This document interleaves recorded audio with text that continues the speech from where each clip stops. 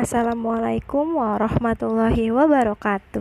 Apa kabar anak-anak semuanya? Semoga kalian semua dalam keadaan sehat walafiat ya, dan tetap semangat belajarnya serta puasanya ya.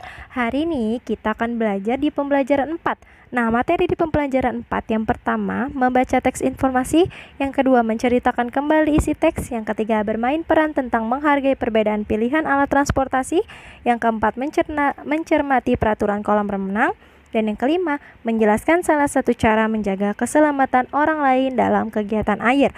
Untuk lebih jelasnya, coba kalian buka buku kalian halaman 193 ya, sambil diperhatikan baik-baik videonya. Nah, anak-anak, pada halaman 193 di sini terdapat teks bacaan dan juga sebuah surat. Kita baca sama-sama ya. Togar pergi ke perpustakaan sekolah. Ia mendapatkan surat dari Irman, sahabat penanya yang ada di Cirebon. Sahabatnya itu mengiriminya surat yang dialamatkan ke sekolah. Togar tak sabar untuk membacanya. Ia sangat penasaran dengan isi surat sahabatnya ini. Biasanya Irman bercerita banyak di dalam suratnya. Nah, sekarang kita baca suratnya nih. Berikut ini adalah isi surat dari Irman. Cirebon, 9 Agustus 2018. Temanku, Togar, bagaimana kabarmu? Aku harap kamu baik-baik saja. Di sini kabarku sehat. Bagaimana sekolahmu? Semoga semuanya lancar. Togar, kenapa kau tidak main ke rumahku? Nanti kau dapat naik kereta api. Naik kereta api lebih cepat daripada naik bus. Jika naik kereta api tidak mungkin akan terkena macet lalu lintas jalan raya. Aku tahu kamu senang dengan kereta api. Aku kirim foto-foto kereta api untukmu. Semoga kamu senang. Ada kereta api uap, kereta api bermesin diesel, dan kereta api listrik. Dan kereta api listrik super cepat. Setelah penemuan mesin uap oleh James Watt, maka dibuatlah kereta api uap. Selanjutnya, Rudolf Diesel menemukan mesin diesel sehingga kereta api bermesin diesel dibuat tahun 1892. Kereta api listrik muncul setelah penemuan listrik oleh Michael Faraday. Sekarang Indonesia sudah menggunakan kereta api listrik, namun kita masih kalah jauh dengan Jepang. Jepang alat transportasinya sudah sangat canggih. Jepang menggunakan kereta api listrik super cepat dikenal dengan Shinkansen. Bagaimana Togar? Apakah kau senang dengan ceritaku?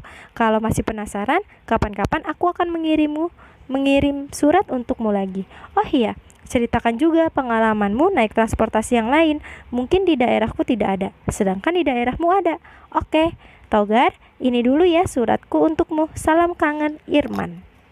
Nah, anak-anak, di dalam suratnya Irman ini dia bercerita tentang asal mula kereta api. Yang mula-mula nih kereta api ini menggunakan mesin uap. Nah, yang ditemukan oleh James Watt. Lalu Rudolf Diesel ini menemukan mesin diesel sehingga mesin kereta apinya yang tadinya mesinnya beruap atau memakai uap diganti menjadi diesel. Setelah itu, setelah listrik digunakan nih oleh Michael Faraday, jadi yang tadinya nih kereta api menggunakan uap lalu menggunakan mesin diesel akhirnya diganti lagi menjadi kereta api listrik yang sekarang kita sering lihat di stasiun-stasiun atau bahkan kalian sering naiki. Selanjutnya, kereta api. Nah, di sini kita akan menambah wawasan nih tentang kereta api di halaman 195.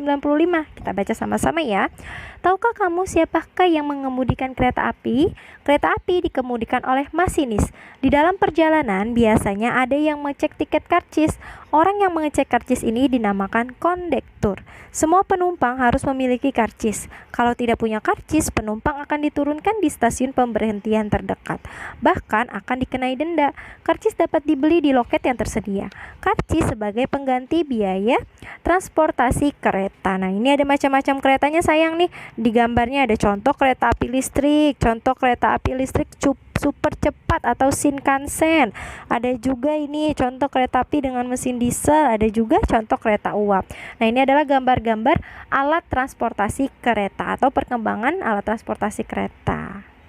Jadi sebelum kalian naik kereta, kalian harus pastikan dulu nih kalian sudah membeli karcis. Nah, kalau tidak ada karcisnya nanti kalian akan diturunkan di stasiun pemberhentian terdekat oleh kondektur karena tidak mempunyai karcis. Tetapi kalau kalian punya karcis, kalian akan sampai di tempat tujuan dengan selamat.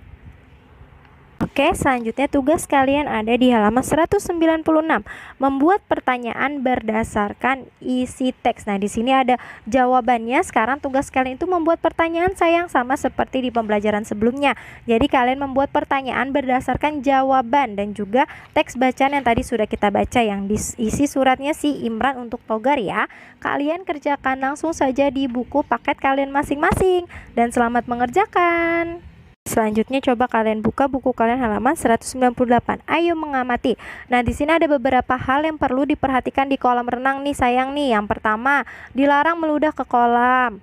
Yang kedua, menjaga kebersihan badan. Yang ketiga, membilas badan setelah berenang.